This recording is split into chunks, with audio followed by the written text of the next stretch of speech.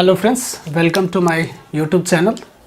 दोस्तों, आज जैसा कि आप देख रहे हैं, इतिहास का एक महत्वपूर्ण अध्याय को हम लोग पढ़ने जा रहे हैं। ज़्यादातर एग्ज़ाम में आपको यहाँ से क्वेश्चन देखने को मिल जाते हैं। तो आइए हम इस अध्याय को बारीकी से पढ़ें, अच्छे तरह से पढ़ाई करें। तो सबसे पहले हम, जैसा कि मैंने देख रहा हूँ, मैंने डायग्राम बना दिया है। सबसे पहले हम इसकी भूमिका को देखेंगे, इसकी उत्पत्ति को, फिर कालक्रम को, फिर यहाँ विस्तार कहाँ तक है, उसके बाद ये महत्वपूर्ण स्थल। ज़्यादातर क्वेश्चन आपको यहीं से देखने को मिल जाते हैं।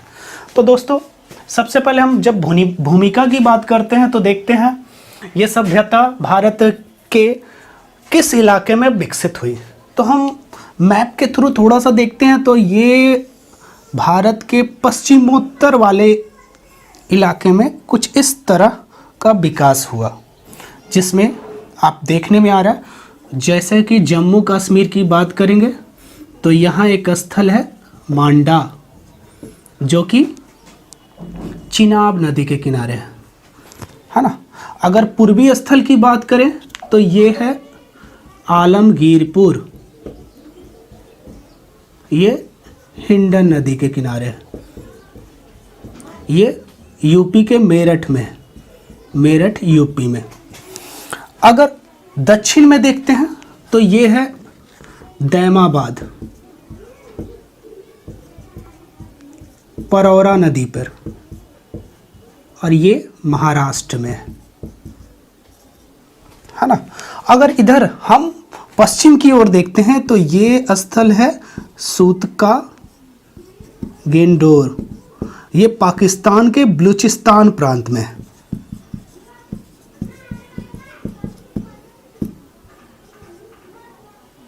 पाकिस्तान, ठीक है। कुछ इस तरह से त्रिभुजाकार आकृति की ये सभ्यता थी, है ना। भारत में इसका पता, सबसे पहले हम बात करते हैं आखिर ये पता कैसे चला।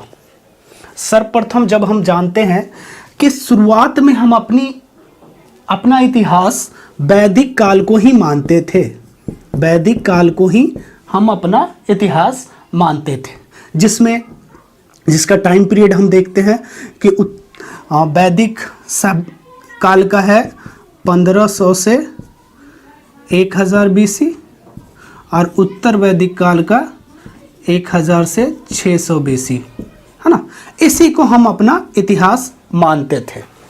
लेकिन जैसे ही ये सभ्यता का पता चला, हमारा इतिहास हजार वर्ष पीछे चला गया, क्योंकि इससे पहले हम अपना इतिहास यही मानते थे। लेकिन जैसे ही पता चला, आखिर ये पता कैसे चला, तो हम थोड़ी सी बातें हम पीछे चलते हैं।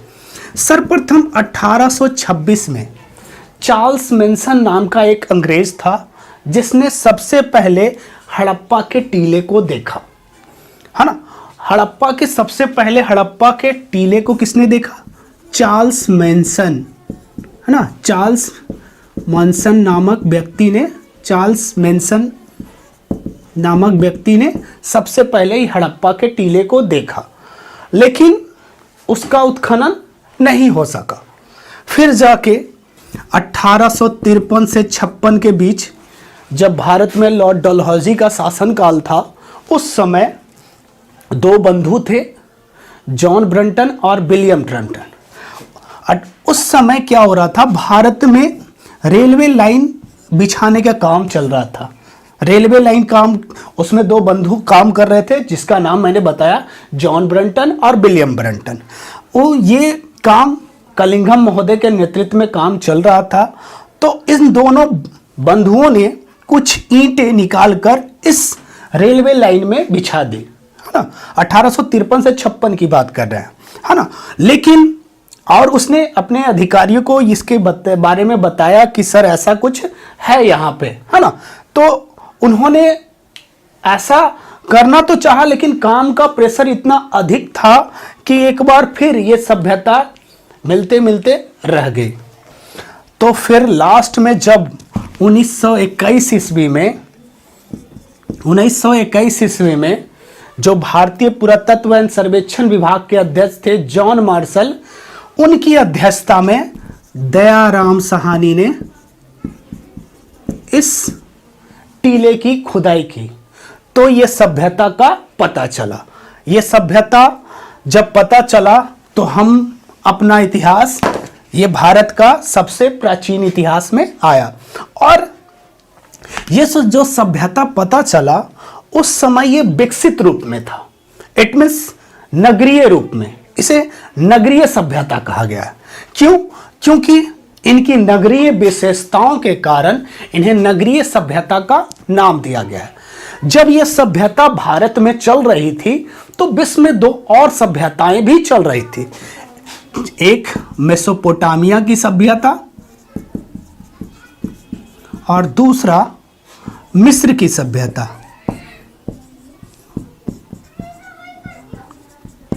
यानी कि ये दोनों सभ्यता हमारे सभ्यता के समकालीन थी। हमारी सभ्यता जब चल रही थी, इन दोनों के साथ हमारी सभ्यता भी चल रही थी। शुरुआत में जब इसका उत्खनन चल रहा था तो हमारे वैज्ञानिकों को, हमारे इतिहासकारों को लगा कि ये हमारी छोटी मोटी सभ्यता होगी, लेकिन जैसे जैसे पता चला तो आज ये दोनों सभ्यताओं का अकेले हमारी सभ्यता 12 गुना, अकेले इसका क्षेत्रफल दोनों सभ्यताओं को जोड़ दिया जाए तो अकेले 12 गुना और मिस्र की सभ्यता का अकेले 20 गुना है। ये थी हमारी इस सभ्यता की भूमिका। आगे हम देखते हैं थोड़ी सी बातें इनकी उत्पत्ति में। देखिए, इनके उत्पत्ति की बात हम जब करते हैं तो हमारे भारत में एक वैज्ञानिकों का वर्ग है, जो इतिहासकारों का वर्ग है, वो कहते हैं इनके उत्पत्ति में काफ़ी मतभेद बताया गया है। एक्चुअली क्या है कि सबसे पहले कुछ लोग बोलते हैं कि ये जो सभ्यता है मेसोपोटामिया के लोगों का ही देन है।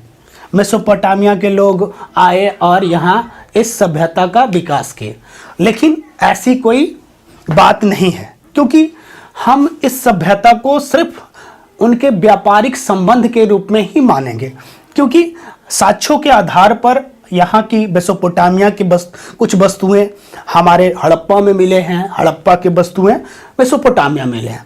ये सिर्फ व्यापारिक मार्ग, हाँ ऐसा हम मानते हैं कि इन दोनों के बीच व्यापारिक संबंध थे।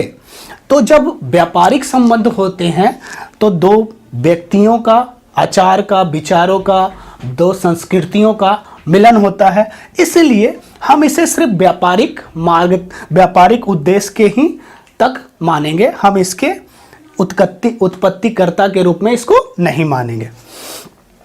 अब इसके कालक्रम की बात जब हम करते हैं, इस सभ्यता का टाइम पीरियड, कालक्रम की जब बात करते हैं तो कालक्रम में भी काफ़ी दो दिक्कतें आ रही हैं। पहला, लिपि का पढ़ा ना जाना। एक्चुअली इस सभ्यता के लिपि को आज तक हम लोग नहीं पढ़े, इसीलिए इस काल को हम आद ऐतिहासिक काल भी कहा जाता है। और दूसरा, इसके उत्खनन में प्रॉब्लम आ रहा है। एक्चुअली जब ये सभ्यता हमें मिली तो ये विकसित रूप में मिली, इसमें ऑलरेडी ये विकसित रूप में मिला। तो जैसे इससे पहले, यानी कि ये जो विकसित रूप हुआ उससे पहले जरूर कोई गांव होगा, यानी कि कोई भी शहर अचानक शहर नहीं हुआ होगा, इसके पीछे पहले ये गांव होगा, उसके बाद इसमें क्रमिक विकास आया होगा, तभी इसमें वो नगरीय लक्षण आए, नगरीय गुण आए। तो ये सब इनके उत्खनन में प्रॉब्लम ये आ रहा है कि अगर हम इसको लंबवत खनन कर रहे हैं तो बीच में पानी मिल रहा है, इसलिए इसके नीचे हम लोगों का उत्खनन हो नहीं पा रहा है। इसके लिए एग्जैक्ट इसका आयु को हम लोग पता नहीं, एज को हम लोग, टाइम पीरियड को पता नहीं कर पा रहे हैं। हाँ, यूरेनियम डेटिंग से 3250 से 1750 तक इसके टाइम पीरियड को माना गया है। आगे देखते हैं इसके विस्तार के बारे में। थोड़ी सी बातें हम विस्तार में देखते हैं। विस्तार में हम देखते हैं इसका विस्तार 3 देशों में देखा गया है। एक भारत, पाकिस्तान और अफगानिस्तान में। भारत में 925 स्थल, पाकिस्तान में 475 और अफगानिस्तान में 2 स्थल देखे गए हैं। ज़्यादातर स्थल आपको भारत में देखे गए हैं। भारत में, अगर भारत में बात की जाए कि भारत में सबसे ज़्यादा कहाँ है, तो गुजरात में। ये क्वेश्चन कई बार आया है कि सिंधु घाटी सभ्यता का ज़्यादातर स्थल भारत में कहाँ मिले हैं, तो गुजरात में। आइए थोड़ा सा हम इसको मैपिंग में देखते हैं, ये किस तरह है। जैसा कि मैंने बताया, मैप में इसकी आकृति कैसी है, त्रिभुजाकार। उसी तरह से देखिए, थोड़ा सा हम कुछ इस तरह से, ये जो एरिया है, यानी कि आप इसको कह सकते हैं पूर्व से पश्चिम की लंबाई 1600 किलोमीटर और उत्तर से दक्षिण की लंबाई 1400 किलोमीटर, है ना। और जैसा कि मैंने पहले भी बताया है, इसके उत्तर में कौन सा, अगर आज के बाद पूछ दिया जाए सिंधु घाटी सभ्यता का सबसे उत्तरोत्तम स्थल कौन सा है, तो मांडा। और ये कहाँ है, तो जम्मू एंड कश्मीर में। कौन से नदी पे, तो चिनाब नदी पे, ठीक है। अगर उसके बाद हम पूर्व की बात करते हैं, तो सिंधु घाटी सभ्यता का कौन सबसे पूर्वोत्तम स्थल कौन सा है, तो आलमगीरपुर। ये कौन से नदी पे है, तो हिंडन नदी पे। स्टेट कौन सा है, तो यूपी। यूपी में कहाँ, तो मेरठ में। ओके, अब हम बात करते हैं, उत्तर हो गया तो दक्षिण में। दक्षिण में कौन सा है, दैमाबाद। ये कौन सा स्टेट में है, तो महाराष्ट्र में। कौन सी नदी पे है ये दैमाबाद, दैमाबाद है परौरा नदी पे, जो हिंडन की सहायक नदी है। अब हम पश्चिम की बात करते हैं, सूतका गेंडोर कौन से नदी पे है, तो दास्क नदी पे। कहाँ है, तो पाकिस्तान के बलूचिस्तान प्रांत में। ये हुआ इसका विस्तार। अब हम थोड़ी सी बातें और करते हैं, ठीक है। इन्हें, ये सिंधु घाटी सभ्यता को कई नामों से जाना गया है। आइए हम उनको देखते हैं एक एक करके। मिटा दीजिए। सिंधु घाटी सभ्यता में इसे हम हड़प्पा सभ्यता भी कहा जाता है, इसे कांस्ययुगीन सभ्यता भी कहा जाता है और इसे सरस्वती सभ्यता के नाम से भी बताया गया है। तो आइए एक एक करके हम जानते हैं। सिंधु घाटी सभ्यता इसलिए कहा गया है क्योंकि जब इसका उत्खनन चल रहा था तो इसका ज़्यादातर स्थल सिंधु नदी के आसपास होने के कारण इसे सिंधु घाटी सभ्यता का नाम दिया गया है। हड़प्पा सभ्यता मैंने भी बताया कि 1921 ईस्वी में दयाराम साहनी ने जॉन मार्शल की अध्यक्षता में खोजा गया प्रथम स्थल हड़प्पा होने के कारण इसे हड़प्पा सभ्यता भी कहा गया है। अब कांस्ययुगीन सभ्यता।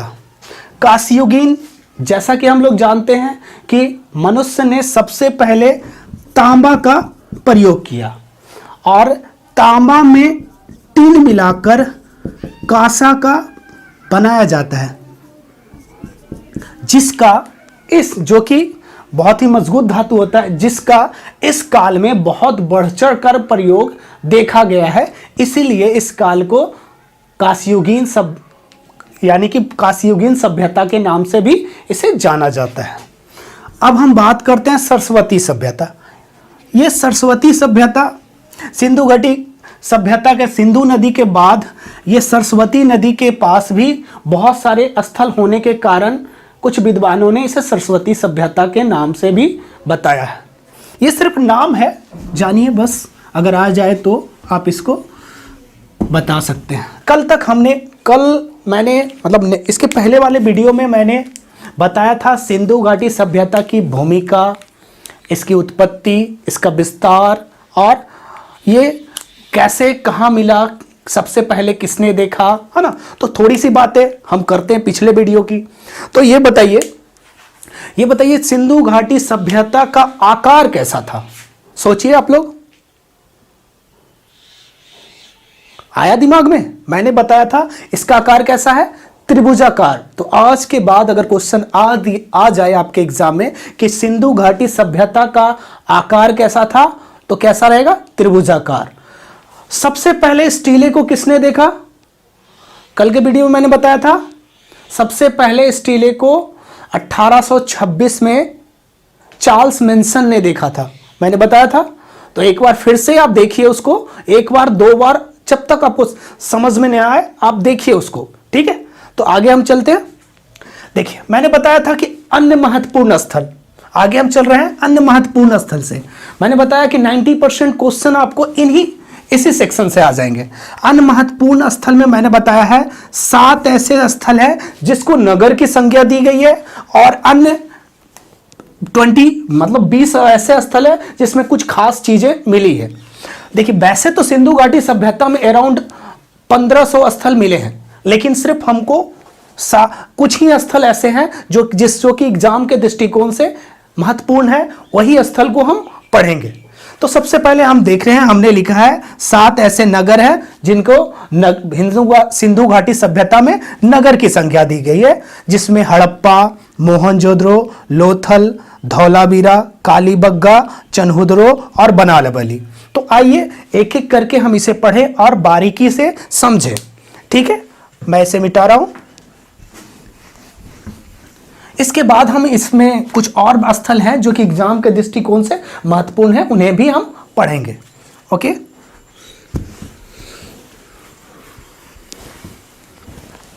तो सबसे पहले हम लोग पढ़ रहे हैं हड़प्पा। मैंने बताया था पिछले वीडियो में कि हड़प्पा ये सिंधु घाटी सभ्यता का खोजा गया प्रथम स्थल था, इसीलिए इसे हड़प्पा सभ्यता भी कहा गया है। सिंधु घाटी सभ्यता को एक और नाम हड़प्पा सभ्यता के नाम से भी जाना जाता है। अब हम बात को समझते हैं, ये है कहां आज? ये पाकिस्तान में है। कहां है? पाकिस्तान के मांटगोमरी जिला,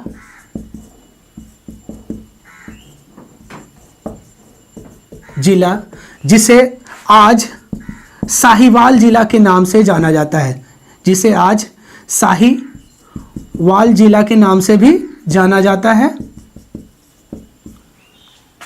ना। पाकिस्तान के पंजाब प्रांत, जैसे भारत में पंजाब प्रांत है उसी तरह से पाकिस्तान में भी है। तो हमारे एरिया वाला ये पूर्वी पंजाब है और उधर पश्चिमी। तो पाकिस्तान के पंजाब प्रांत के मांटगोमरी जिला, जिसे आज साहिवाल जिला कहा जाता है, के रावी नदी के बाएं तट पर है, ठीक है। और समझिए इनके बारे में। अब देखिए ये हड़प्पा था कैसा, मिटा दूं मैं इसे, समझ में आ गया? देखिए हड़प्पा सभ्यता में जितने भी स्थल मिले हैं, ज्यादातर स्थल 2 भागों में बटा हुआ था, कुछ इस तरह। एक को पूर्वी टीला और दूसरे को पश्चिमी टीला। देखिए अब समझिए, पूर्वी टीला जो था, पूर्वी टीला को नगर टीला भी कहा जाता है, नगर टीला के नाम से जाना जाता है। और यहां आम लोग रहते थे, आम लोग, यानी कि कह सकते हैं आम लोग के मतलब है जैसे किसान, मजदूर वर्ग के लोग, किसान हो गए, मजदूर हो गए, सैनिक वगैरह इस क्षेत्र में रहते थे। और ये जो है, ये है पश्चिमी टीला, जो पूर्वी टीला के हिसाब से सुरक्षा के दृष्टिकोण से ऊंचे स्थान पे बनाया गया था। और ये अंदर कच्ची ईंटें और बाहर पक्की ईंटें के दीवारों से दुर्गीकृत था, यानी कि सुरक्षा के दृष्टिकोण से पश्चिमी टीला पूर्वी टीला से ज्यादा ऊंचे जगह पर और अंदर कच्ची ईंटें और बाहर पक्की ईंटें से दुर्गीकृत था। और इसके अंदर ये यहां रहते कौन थे? तो इधर पुरोहित वर्ग के लोग, पुरोहित वर्ग के लोग, प्रशासनिक वर्ग के लोग इस क्षेत्र में रहते थे। ये था हड़प्पा का बनावट। ये हड़प्पा, ये जो पूर्वी पश्चिमी टीला, इसके ऊपर 6 फीट ऊपर एक एफ टीला था, इसे एफ टीला कहा गया है, एफ टीला नाम दिया गया है। इसमें क्या था? इसमें 2-2 के पंक्ति में, देखिए 2-2 के पंक्ति में 6 यानी कि 12 क्या थे? अन्नागार, 12 अन्नागार जहां अनाज को रखा जाता था। और यहां पे 15 श्रमिक आवास, श्रमिक आवास। और क्या था? यहां 8 वृत्ताकार चबूतरे, वृत्ताकार चबूतरे, ठीक है। और यहीं से हमें गेहूं और जौ के भी साच मिले हैं, गेहूं और जौ के साच। तो आज और इसे श्रमिक आवास भी कहा जाता है। तो आज के बाद अगर पूछ दिया जाए कि श्रमिक आवास का साक्ष्य कहां से मिला है, तो हड़प्पा से। 18 वृत्ताकार चबूतरे कहां से मिले हैं, तो हड़प्पा से। और गेहूं और जौ के साक्ष्य कहां मिले हैं, तो हड़प्पा से। और समझिए, अब देखिए ये जो पूर्वी टीला है ना, इसको पूर्वी टीला कहा जाता है। ये जो पूर्वी टीला है, यहां से एक तांबे की इक्का गाड़ी मिला है, तांबे की इक्का गाड़ी मिला है। और क्या मिला है? यहां से सर्वाधिक अभिलेखी मुहरे, यानी कि अभिलेखी मुहरे उससे कहते हैं, लगभग 1200 है। अभिलेखी मुहरे उसको कहते हैं जिसमें कुछ ना कुछ लिखा हुआ है। ऐसे अगर पूछा गया सर्वाधिक मोहरे कहां है, तो वो होगा मोहनजोदड़ो में। लेकिन सर्वाधिक अभिलेखी मोहरे अगर आ जाए आपके एग्जाम में, तो वो है हड़प्पा से। अब तो इतनी सी बातें थोड़ा सा फिर से देखते हैं। हड़प्पा नगर कितने भागों में? 2 भागों में बटा हुआ था, है ना। एक को पूर्वी टीला, एक को पश्चिमी टीला बोला जाता है। इसके ऊपर एक एफ टीला नाम दिया गया है, जिसमें 12 अन्नागार मिले हैं और 15 श्रमिक आवास मिले हैं, 15 श्रमिक आवास मिले हैं। और यहां से 8 वृत्ताकार चबूतरे, जहां से श्रमिक लोग अनाज को लाकर साफ सफाई करके अन्नागार में रखा करते होंगे, है ना। इस तरह के साच, यहीं से हमको गेहूं और जौ के भी साच मिले। और देखिए और क्या है, ये जो पूर्वी टीला है, इसके नीचे एक R37 कब्रिस्तान मिला है, जो लकड़ी का बना हुआ है, जो लकड़ी का बना हुआ है। तो आज ये R37 क्या है? कब्रिस्तान। कहां से मिला है? तो हड़प्पा से। तो आज के बाद अगर पूछ दे कि R37 कब्रिस्तान सिंधु सभ्यता के किस साक्ष्य कहां से मिले हैं, तो हड़प्पा से। और देखिए, और थोड़ा सा बात और, अगर हम बात करते हैं हड़प्पा की खोजकर्ता की, तो इसके निर्देशक, पहले भी मैं बात कर रहा हूं, किसके निर्देश में हुआ, तो सर जॉन मार्शल के निर्देश में। खुदाईकर्ता कौन हो गया? खुदाईकर्ता दयाराम साहनी। कब किए? तो 1921 ईस्वी में। और देखिए इसके सहायक में, कभी कभी आपके एग्जाम में दयाराम साहनी का नाम ना देकर किसका नाम, एक सहायक हैं इनके, वो है माधो स्वरूप वत्स। तो आप इसको मारेंगे। तो ये था हमारा हड़प्पा। मैंने फिर से मैं बोल रहा हूं, हड़प्पा सभ्यता का यह प्रथम स्थल खोजा गया था, जिसे किसके निर्देश में? सर जॉन मार्शल के निर्देश में, जो उस समय भारतीय पुरातत्व एवं सर्वेक्षण विभाग के अध्यक्ष थे। खुदाई करता दयाराम साहनी। कब? 1921 ईस्वी में। सहायक कौन होंगे? माधव स्वरूप बस, है ना। मैंने बोला ये नगर कितने भागों में बटा हुआ था? 2 भागों में बटा था, एक को पूर्वी टीला और दूसरे को पश्चिमी टीला। पूर्वी टीला आम लोगों के लिए था, यहां आम जनता रहती थी, जैसे मजदूर वर्ग के लोग, किसान, जुलाहे वगैरह लोग रहते थे। ये पश्चिमी टीला, ये इसके हिसाब से विशिष्ट वर्ग के लोग यहां रहते थे। और ये क्या था? सुरक्षा के दृष्टिकोण से भी ये अंदर कच्ची ईंटें से और बाहर पक्की ईंटें से दुर्गीकृत था। और क्या था? यहां पुरोहित वर्ग के लोग रहते थे। और क्या था? यहां जो है इसके अपेक्षा ये ऊंचाई जगह पे बनाया हुआ था, ताकि बाढ़ वगैरह आए तो ये तो डूब जाए लेकिन ये नहीं डूबे, यानी कि ये विशिष्ट वर्ग के लोग थे। और क्या है?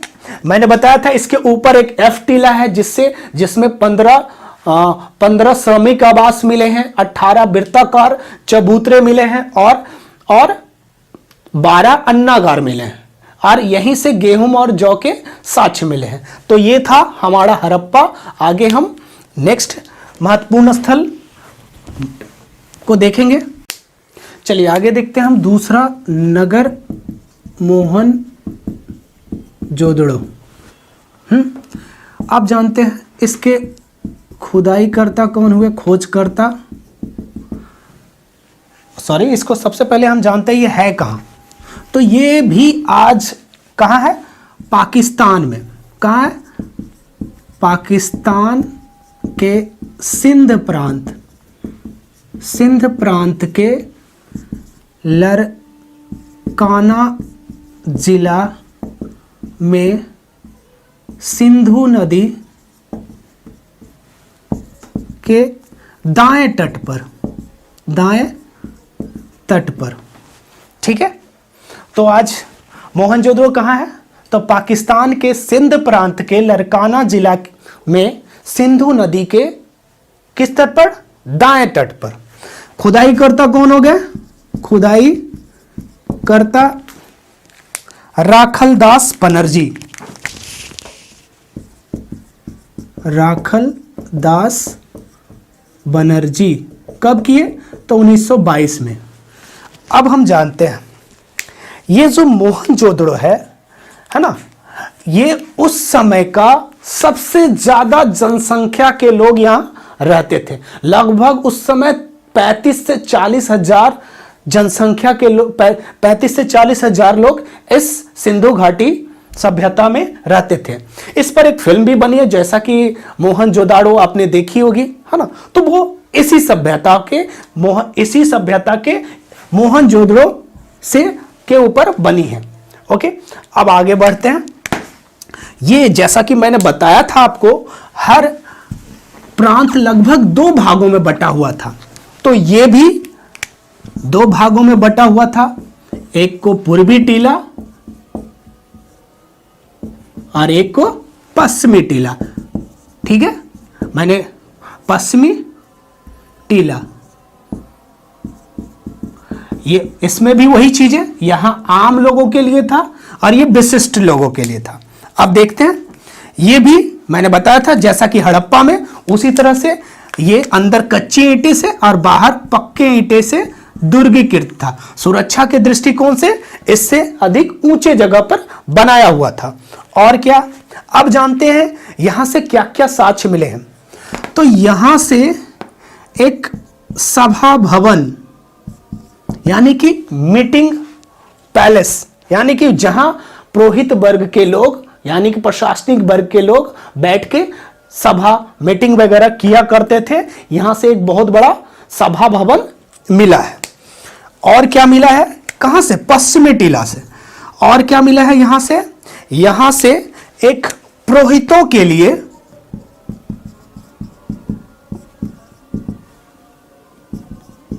आवास मिला है, यानी कि अलग से पुरोहितों के लिए पुरोहित आवास जिसको कहा जाता है, यहां से पुरोहितों के लिए अलग आवास के साक्ष्य मिले हैं।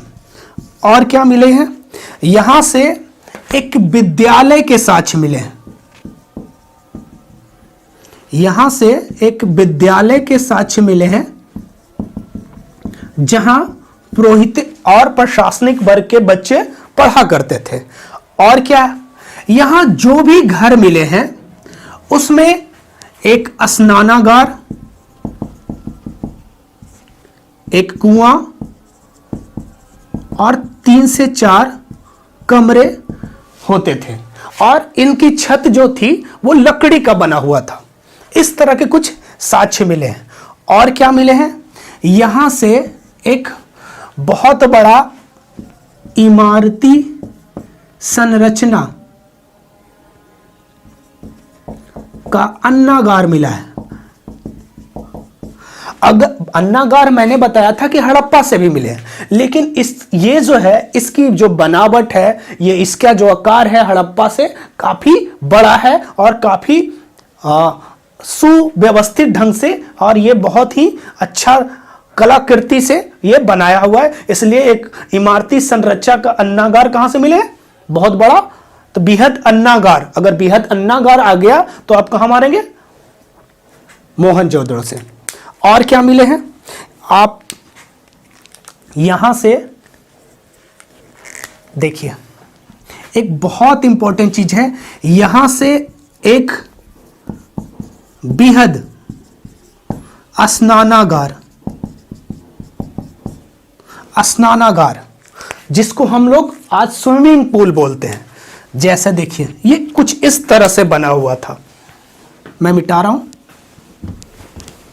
कुछ इस तरह से, जैसे आज के स्विमिंग पूल देखते हैं ना, इधर से सीढ़ी उतरने के लिए, उसी तरह से दोनों तरफ से, और इसमें जल निकासी की भी उत्तम व्यवस्था थी। तो ये एक बृहद स्नानागार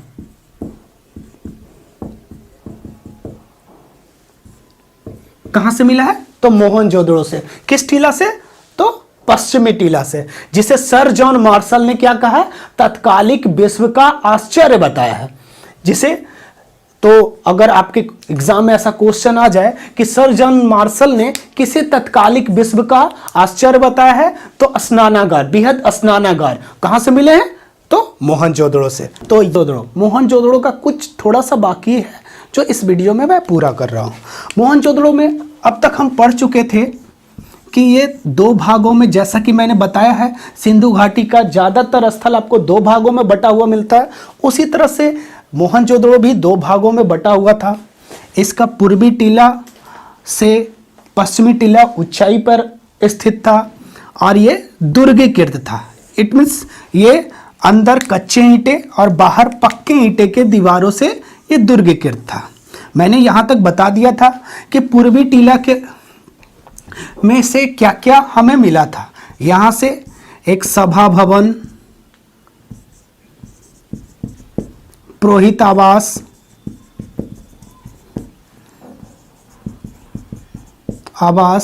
और यहां से एक बृहद स्नानागार जिसको सर जॉन मार्शल ने तत्कालिक विश्व का आश्चर्य बताया है। यहीं से मैंने बताया था, यहीं से एक इमारती संरचना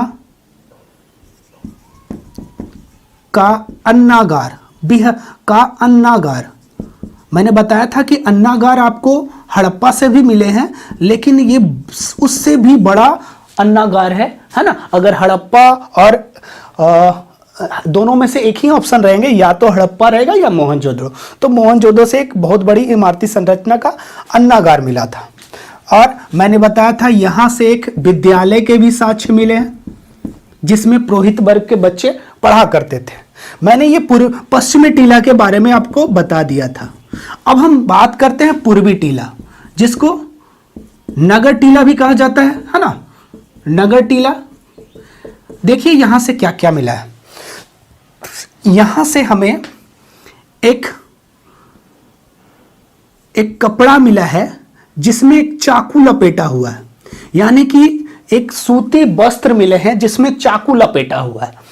तो आज के बाद यानी कि यहाँ के लोगों को, यानी कि सैंधव काल के लोगों को यानी कि मोहनजोदड़ो से हमें सूती वस्त्र के साक्ष्य मिले हैं। सूती वस्त्र के साक्ष्य यानी कि हम कह सकते हैं कि हड़प्पा के लोगों को यानी कि हड़प्पा सभ्यता के लोगों को सूती वस्त्र का ज्ञान, सूती यानी कि कपास, सूती वस्त्र यानी कि कपास का ज्ञान था। क्योंकि ये कई बार ये क्वेश्चन आ चुका है कि क्या सैंधव काल के लोगों को कपास का ज्ञान था, तो हाँ, क्योंकि सूती वस्त्र कपास से बनते हैं। और क्या मिला है, यहां से एक तांबे की 10 इंच की नर्तकी की मूर्ति मिली है, मूर्ति मिली है। और क्या मिला है, यहां से सड़कों के पक्का करने के साक्ष्य मिले हैं। और यहां एक बात और मैं बता रहा हूं, मोहनजोदड़ो में जो भी सड़कें थी एक दूसरे को लंबवत काटती थी और इसकी लंबाई 10 मीटर तक होती थी, जिसे राजपथ की संज्ञा दी गई है। तो आज के बाद पूछ दिया जाए कि राजपथ की संज्ञा कहां के किस हड़प्पा के स्थल को बोला गया है, सड़क को बोली गई है, तो मोहनजोदड़ो को। तो ये थे हमारे मोहनजोदड़ो, जिसमें जितने भी साक्ष्य मिले हैं जो एग्जाम के दृष्टिकोण से महत्वपूर्ण है, मैंने सारे को बताया। यहां आगे चलते हैं हम नेक्स्ट स्थल पे। मैंने ये दूसरा स्थल था, अब हम आप देखते हैं आगे तीसरा स्थल। तीसरा स्थल हम लोग देखते हैं लोथल। लोथल सबसे पहले ये कहाँ है, भारत में, भारत के गुजरात राज्य के अहमदाबाद जिले के भोगवा नदी के तट पर, ठीक है। ये गुजरात के खंबात की खाड़ी में भी कह सकते हैं, गुजरात का एक खंबात की खाड़ी, उस वाला एरिया में ये विकसित है। इसके खोजकर्ता की बात करते हैं तो ये हैं SR राव 1954, ठीक है। अब देखिए, ये जो मैंने पहले भी बताया है कि सिंधु घाटी सभ्यता में जितने भी स्थल मिले हैं वो 2 भागों में बटे होते थे, तो ये भी स्थल 2 भागों में है, एक पूर्वी टीला और पश्चिमी टीला। लेकिन सबसे बड़ी इंपॉर्टेंट बात है, सबसे बड़ी बात यह है कि ये दोनों टीला एक ही सुरक्षा प्राचीर से घिरा हुआ है। बात समझ में आई? क्योंकि अब तक हमने जितने भी लोथल और हड़प्पा और मोहनजोदड़ो देखे, उस दोनों में आपको दिखा गया है कि पश्चिमी टीला दुर्गीकृत था, लेकिन इस स्थल में दोनों टीला एक ही सुरक्षा प्राचीर से घिरा हुआ है। तो यह क्वेश्चन बन सकता है आपके एग्जाम में कि सिंधु घाटी सभ्यता का कौन सा ऐसा स्थल है जो दोनों टीला एक ही सुरक्षा प्राचीर से घिरा हुआ है। तो आज के बाद अगर कभी भी क्वेश्चन आ जाएगा तो आप आंसर लगाओगे लोथल। और देखिए यहां से हमें क्या क्या प्राप्त हुए हैं।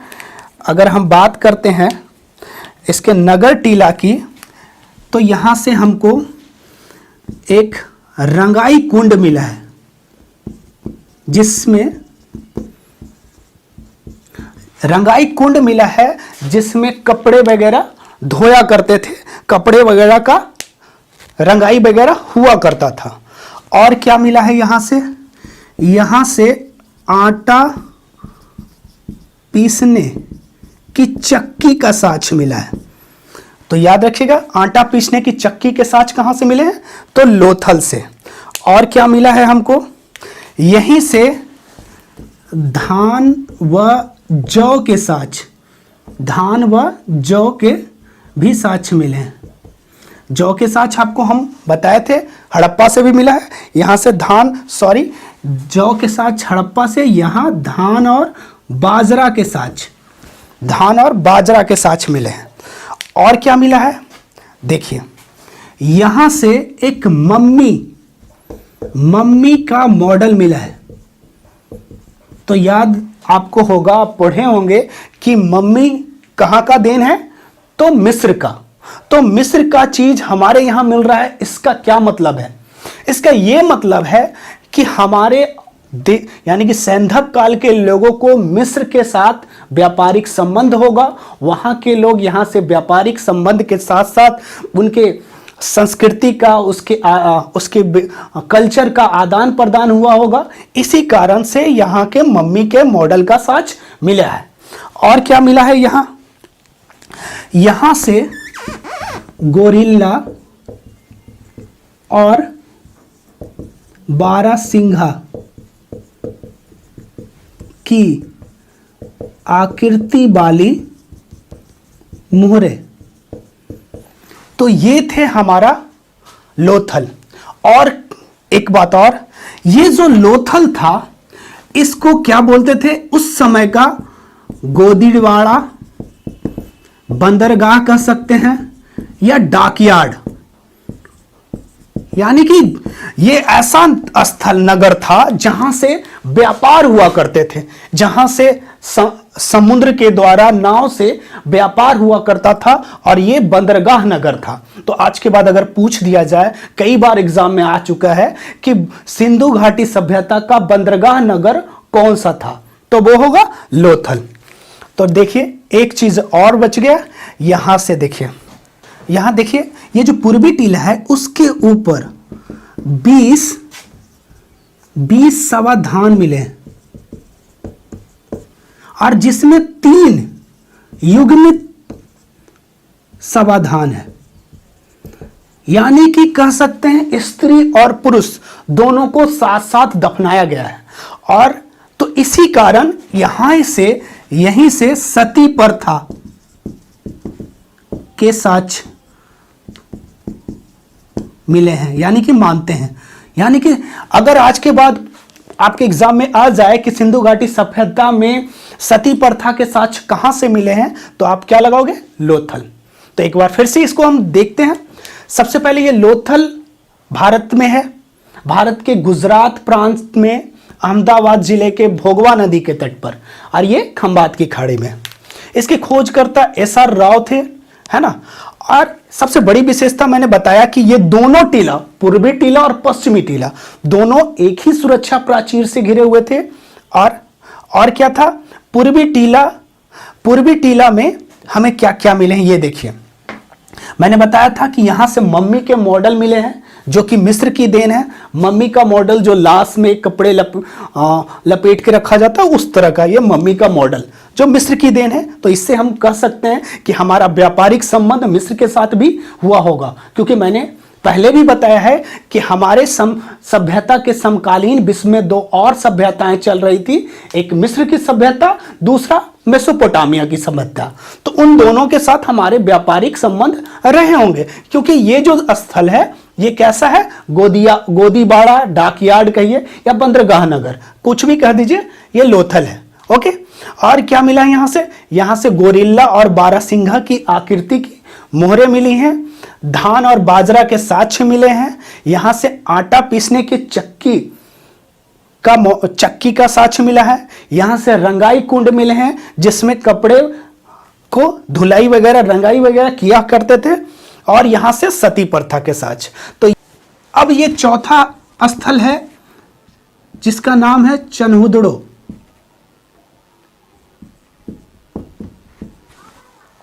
सबसे पहले ये कहां है?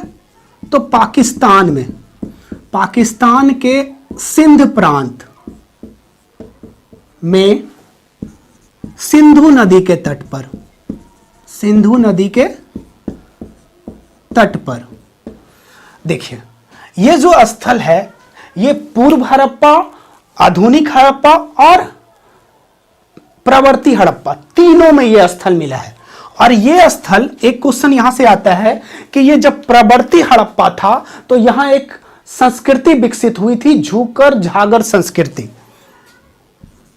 झूकर झागर संस्कृति, यह कैसी संस्कृति थी? यह एक ग्रामीण संस्कृति थी। चलिए आगे चलते हैं हम इसके। इसके खोजकर्ता की बात करते हैं तो खोजकर्ता हुए 1931 ईस्वी में एमजी मजूमदार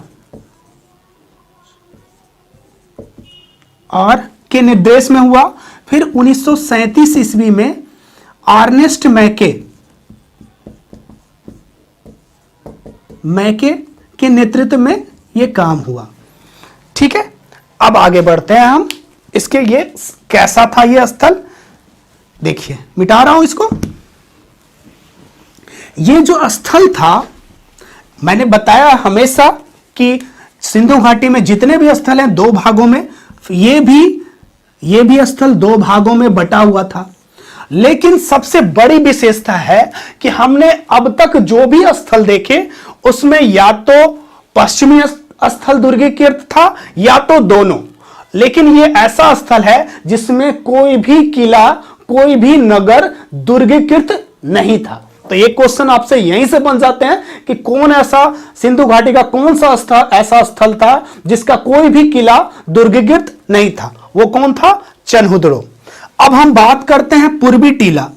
यहां पूर्वी टीला से क्या क्या मिले हैं, तो पूर्वी टीला से देखिए, यहां से हमको मिले हैं मनके बनाने के कारखाने, मनके बनाने के कारखाने। और क्या मिला है यहां से, देखिए लिपस्टिक,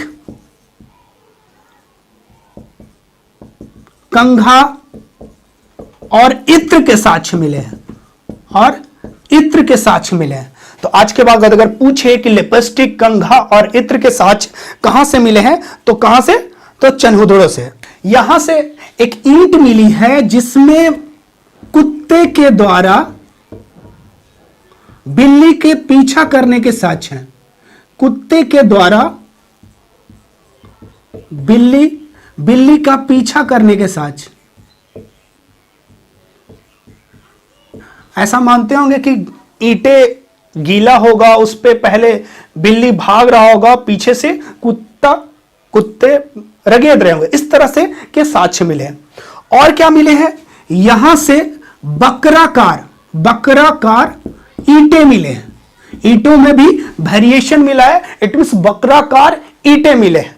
तो देखिए ये था चनहुदड़ो। आगे जैसा कि हमने देखा इसमें कोई भी किला दुर्गीकृत नहीं था। यहां से क्या क्या मिले हैं, एक तो मनके बनाने के कारखाने, लिपस्टिक, कंघा, इत्र के साक्ष्य, और क्या मिला है यहां से बकराकार ईंटें, और क्या है, कुत्ते के द्वारा बिल्ली के पीछा करने के साक्ष्य। ठीक है, तो ये था आपका चनहुदड़ो। आगे हम देखते हैं नेक्स्ट, दूसरा नगर है कालीबंगा। कालीबंगा, सबसे पहले इसका शाब्दिक अर्थ है काले रंग की चूड़ियां। इसका शाब्दिक क्या अर्थ है? काले रंग की चूड़ियां। ये कहां है? तो ये तो भारत में है, भारत के राजस्थान के गंगानगर जिले के घग्गर नदी के तट पर, घग्गर नदी के तट पर। तो आपके एग्जाम में कभी कभी डायरेक्ट क्वेश्चन आ सकता है कि कालीबंगा किस नदी के तट पर है, तो घग्गर नदी के तट पर। अब हम इसके खोजकर्ता की बात करते हैं, तो खोजकर्ता की बात करते हैं तो 1947 में 57 में अमलानंद घोष, और फिर जाके पुनः 1960 में बी के थापर के नेतृत्व में इसका पुनः खुदाई हुआ।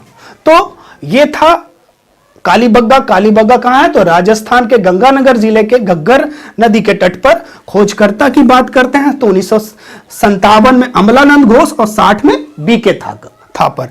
अब हम देखते हैं ये कैसा नगर था। ये जो नगर था हमने बताया इसमें भी पूर्वी टीला, पश्चिमी टीला था, लेकिन सबसे बड़ी विशेषता है कि अब तक हमने देखा या तो पश्चिमी टीला दुर्गीकृत, या तो दोनों एक ही सुरक्षा प्राचीर से दुर्गीकृत, या फिर कोई नहीं दुर्गीकृत। लेकिन ये ऐसा नगर था जिसमें दोनों नगर दुर्गीकृत था, यानी कि दोनों नगर अलग अलग सुरक्षा प्राचीर से घिरे हुए थे। ठीक है, तो यह था। आगे देखते हैं यहां से क्या क्या मिले हैं वो हम देखते हैं। तो ये जो पूर्वी टीला है, यहां से हमें एक जुते हुए खेत के साक्ष्य मिले हैं। जुते हुए खेत के साक्ष्य मिले हैं, जिसमें ये जो जुता हुआ खेत है, जिसके हल की निशान है, उसके नजदीक नजदीक में चना और दूर दूर में क्या, सरसों बोया हुआ है। ये कहां से मिला है? अगर आपके एग्जाम में कई बार ये आया है कि जुते हुए खेत के साथ कहां से मिले हैं, तो कालीबंगा से। और देखिए और क्या मिले हैं, यहां से 7 अग्निकुंड के साक्ष्य, अग्निकुंड के साक्ष्य मिले हैं। और क्या मिले हैं, यहां से एक बच्चे की खोपड़ी मिली है, यहां से एक बच्चे की खोपड़ी मिली है जिसमें 6 छेद है। ऐसा माना जाता है, वैज्ञानिकों का कहना है कि ये छेद जानबूझ के किए हुए हैं, क्योंकि इससे शल्य चिकित्सा के साक्ष्य बताया गया है। तो आज के बाद अगर क्वेश्चन आ जाएगा कि शल्य चिकित्सा के साक्ष्य कहां से मिले हैं, तो कालीबंगा से। और क्या मिले हैं हमें, यहीं से हमें ऊंट की हड्डी के साक्ष्य, ऊंट की हड्डी के साक्ष्य कहां से मिले हैं, तो कालीबंगा से। और क्या मिला है, यहां जो भी घर है उसमें जो नाली का प्रयोग किया गया है, वो नालियों में लकड़ी की नाली का प्रयोग किया गया है। लकड़ी की नालियों का इस्तेमाल कहां है, तो कालीबंगा में। और क्या है, यहां सबसे बड़ी बात है कि इसके पतन का कारण भूकंप को बताया गया है। तो आज के बाद अगर एग्जाम में क्वेश्चन आ जाए कि भूकंप के साक्ष्य कहां से मिले हैं, तो वो कालीबंगा से। तो अब तक हमने आपको सिंधु घाटी सभ्यता के 5 नगर को बता चुका हूं। अब ये छठा नगर है धौलावीरा। जैसा कि आप देख रहे हैं, ये कहां है, ये गुजरात राज्य के भचाऊ जिला के खादर द्वीप के उत्तरी भाग में स्थित है। ठीक है, इसके खोजकर्ता कौन हुए, इसके खोजकर्ता जगपत जोशी 1967-68 में। अब देखिए ये नगर के बारे में, ये कैसा नगर था। देखिए ये जो नगर था, अब तक जितने भी नगर हमने देखा है वो सारे 2 भागों में बटा हुआ था, लेकिन ये धौलावीरा एक ऐसा नगर है जो 3 भागों में बटा हुआ है। इसको पूर्वी टीला, इसको पश्चिमी टीला और बीच वाले को मध्यमा कहा गया है, बीच वाले को मध्यमा कहा गया है। तो यह बहुत बड़ा, बहुत ही इंपॉर्टेंट क्वेश्चन निकल के आ रहा है कि सिंधु घाटी सभ्यता का कौन सा ऐसा नगर था जो 3 भागों में बटा हुआ था। तो कैसा, कौन सा, धौलावीरा।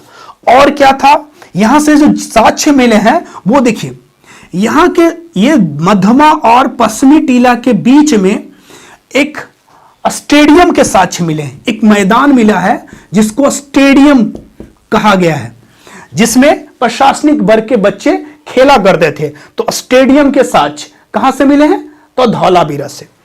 और क्या मिला है हमें, देखिए यहां से हमें, यहां से ये जो पूर्वी टीला है, यहां से हमें एक नेम प्लेट मिला है, नेम प्लेट मिला है जिसमें 10 अक्षर है। ऐसा माना गया है कि यह नेम प्लेट है जिसमें 10 अक्षर कुछ लिखा हुआ है। ऐसा कि मैंने पहले ही बताया है कि सिंधु घाटी सभ्यता, ये बहुत ही दुर्भाग्य की बात है हम लोगों के लिए कि ये जो इतनी महत्वपूर्ण सभ्यता है, इसकी लिपि को आज तक हम लोग नहीं पढ़े। क्योंकि अगर ये लिपि को आज पढ़ लिए होते तो बहुत सारे जो अनसुलझी कहानी है, अनसुलझी बातें हैं जो हम सिर्फ साक्ष्यों के आधार पर बता रहे हैं, वो बहुत सारी चीजें हमें इनकी लिपि से समझ में आता। लेकिन ये अफसोस की बात है कि आज तक हम इनकी लिपि को नहीं पढ़ पाए हैं। तो ये नेम प्लेट कहा गया है, जिसके साक्ष्य हमको कहां से मिले हैं, धौलावीरा से। और आगे देखिए, यहां से, यहां का ये जो पूर्वी टीला है, यानी यहां जो नगर है, उसका आकार कैसा था, इसका आकार आयताकार बताया गया है, आयताकार। और क्या मिला है यहां से, यहां जो नगर है इसके 30% भूभाग में 16 बड़े तालाब और 2 नहरें थी। और क्या था, यहां जो इस नगर में जो भी नालियों का यानी कि जल निकासी का जो व्यवस्था है वो उच्च कोटि का था। तो जल निकासी की व्यवस्था उच्च कोटि का कहां से मिला है, तो धौलावीरा से। आइए देखते हैं, अगला नगर है आपका बनावली। ये सिंधु घाटी सभ्यता का लास्ट नगर है बनावली। ये कहां, ये भारत के हरियाणा के हिसार जिले में स्थित है। इसके खोजकर्ता आर्नेस्ट बिस्ट है जो 1973 में। अब देखिए इसमें बस थोड़ी सी बातें हैं, ज्यादा नहीं, इसमें थोड़ा सा पढ़ना है। यहां से अच्छे किस्म के जौ के साक्ष्य मिले हैं। जौ के साक्ष्य पहले भी मिले हैं, लेकिन अच्छे किस्म के जौ के साक्ष्य मिले हैं। और क्या मिला है, यहां से हल की मिट्टी का हल मिला है। मिट्टी का हल जो पका हुआ है, मिट्टी का हल मिला है। तो ये थे आपके 7 नगर सिंधु घाटी सभ्यता के जो एग्जाम के दृष्टिकोण से बहुत इंपॉर्टेंट थे, जिसमें हमने देखा, सारे को एक एक कर पढ़ा, क्या क्या विशेषताएं हैं एग्जाम के दृष्टिकोण से, वो सारे को मैंने देखा। कुछ और ऐसे नगर हैं, कुछ और ऐसे स्थल है जिससे कुछ एग्जाम के दृष्टिकोण से बहुत इंपॉर्टेंट है। 1-2 लाइनें बस, ज्यादा नहीं पढ़ना है उसमें, बस एक से 2 बातें जो कि एग्जाम से डायरेक्ट आपके एग्जाम में वहीं से एक क्वेश्चन आते हैं। तो सबसे पहले हम ऊपर से चलते हैं, भारत में जम्मू कश्मीर में। तो जम्मू कश्मीर में एग्जाम के दृष्टिकोण से मात्र एक स्थल है, मांडा। इसके पहले भी हम इसका जिक्र कर चुके हैं। मांडा क्या है, सिंधु घाटी सभ्यता का सबसे उत्तरोत्तम स्थल। कौन सा है, तो मांडा। कहां है, जम्मू कश्मीर में। कौन से नदी पे है, तो चिनाब नदी पे।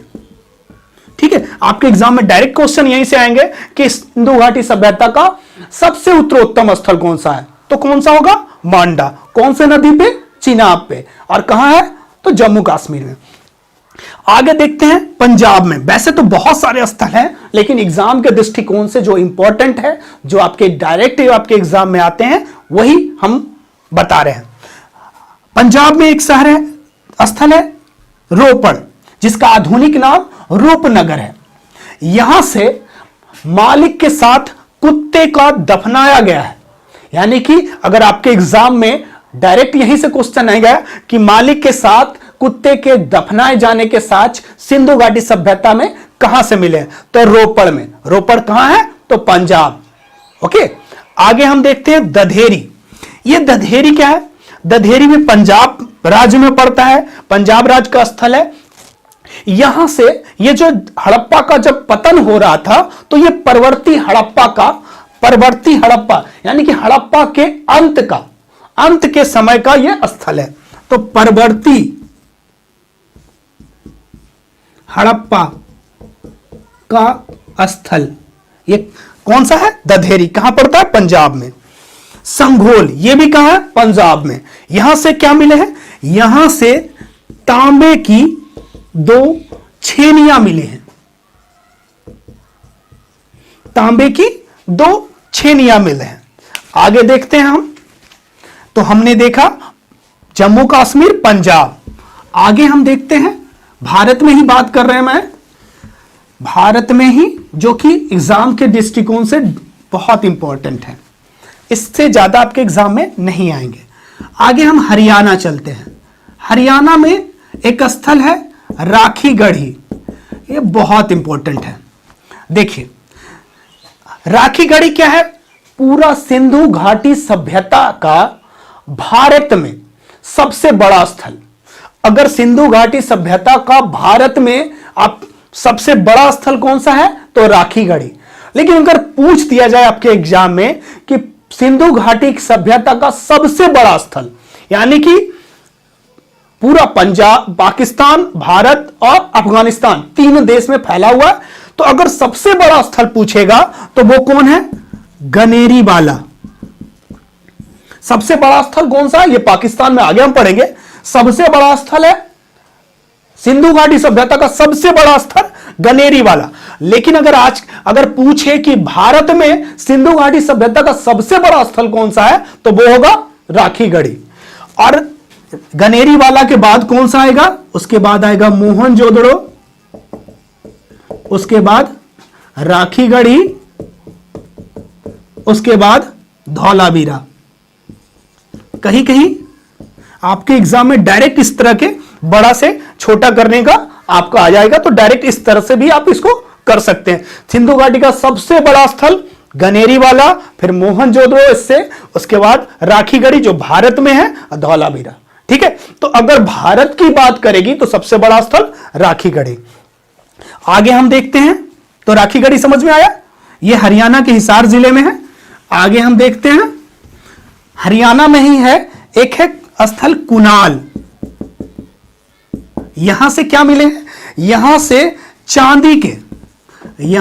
चांदी के मुकुट के साक्ष्य मिले हैं, मुकुट के साक्ष्य मिले हैं। यानी कि चांदी के मुकुट के साक्ष्य कहां से मिले हैं? तो कुनाल से। ये कहां है? तो हरियाणा में। चलिए आगे देखते हैं। चलिए हरियाणा देख लिए, अब देखते हैं हम यूपी में। यूपी में है एक बागपत जिला, उसमें एक स्थल है संगौली।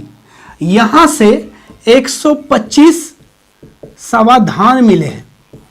ठीक है, और क्या मिले हैं? यहां पकी हुई हड्डी के साक्ष्य, इसमें जली हुई हड्डी के साक्ष्य। इससे यह पता चलता है कि यहां के लोग मांसाहारी भी थे, यानी कि कह सकते हैं जली हुई जानवरों के हड्डी के साक्ष्य। हड्डी के साक्ष्य कहां से मिले हैं हमको? तो सनौली से। यह कहां है? यूपी के बागपत जिले में। ठीक है, अब एक स्थल है, यूपी का जिला है सराहनपुर, उसका एक स्थल है सकतपुर। यह बहुत इंपॉर्टेंट है क्योंकि यह एक नवीनतम स्थल है, नवीनतम स्थल है, यानी कि हाल ही में इसकी खुद खनन हुआ है। तो अगर आपके पास आपका एग्जाम में ऐसा क्वेश्चन आ जाए कि सिंधु घाटी सभ्यता का खोजा गया नवीनतम स्थल कौन सा है, तो वो है सकतपुर। कहां पड़ता है? तो यूपी में। ठीक है, आगे हम देखते हैं, यूपी में ही मेरठ में है एक स्थल आलमगीरपुर, जिसकी चर्चा हम पहले भी कर चुके हैं कि यह सिंधु घाटी सभ्यता का सबसे कैसा स्थल है? पूर्वी स्थल है, सॉरी सबसे पूर्वी स्थल है। पल है कौन से नदी पे है? तो हिंडन नदी पे। तो ये था यूपी। आगे हम देखते हैं अगला स्थल। आगे देखिए गुजरात में, आगे है गुजरात। गुजरात राज्य में एक स्थल है सुरकोतड़ा, सुरकोतड़ा। यहां से घोड़े के अस्थि पंजर मिले हैं, अस्थि पंजर मिले हैं। तो घोड़े के अस्थि पंजर के साक्ष्य कहां से मिले हैं? सुरकोतड़ा से। ये कहां है? तो गुजरात में। और देखिए और क्या है, यहां से ये जो स्थल था, ये जो पूर्वी स्थल और पश्चिमी स्थल था, मैंने बताया था कि लोथल, हमने लोथल पढ़ा था, जिसमें लोथल एक ऐसा नगर था जिसमें पूर्वी टीला और पश्चिमी टीला दोनों ही एक ही सुरक्षा प्राचीर से घिरा हुआ था। तो ये भी सुरकोतड़ा भी, यह भी स्थल, दोनों स्थल एक ही सुरक्षा प्राचीर से घिरा हुआ था। तो आज के बाद अगर क्वेश्चन आ जाए कि सिंधु घाटी सभ्यता का कौन से दो स्थल ऐसे हैं जो दोनों नगर एक ही सुरक्षा प्राचीर से घिरा हुआ, तो वो कौन है? सुरकोतड़ा और लोथल।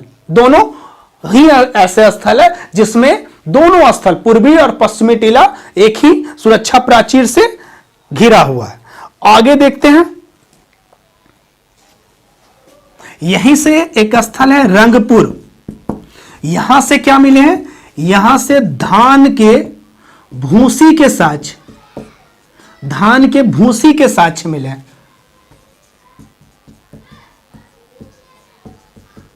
साक्ष्य मिले हैं। देखिए और एक स्थल हम आगे गुजरात के बाद चलते हैं महाराष्ट्र में। बस थोड़ी सी बातें, बस आपका भारत का खत्म हो जाएगा जो इंपॉर्टेंट स्थल है। 7 ऐसे स्थल, बाकी तो इंपॉर्टेंट जो 7 ऐसे स्थल थे, नगर, जिनको हम पढ़ चुके हैं। महाराष्ट्र में बस एक है, कौन सा? दैमाबाद। इसकी जिक्र हम पहले भी कर चुके हैं। यह कैसा स्थल है? यह सिंधु घाटी सभ्यता का सबसे दक्षिणतम स्थल है। याद कीजिए, सबसे दक्षिण, उत्तर में मांडा और दक्षिण में दैमाबाद। कौन से नदी पे है? तो परौरा नदी पे, परौरा नदी पे।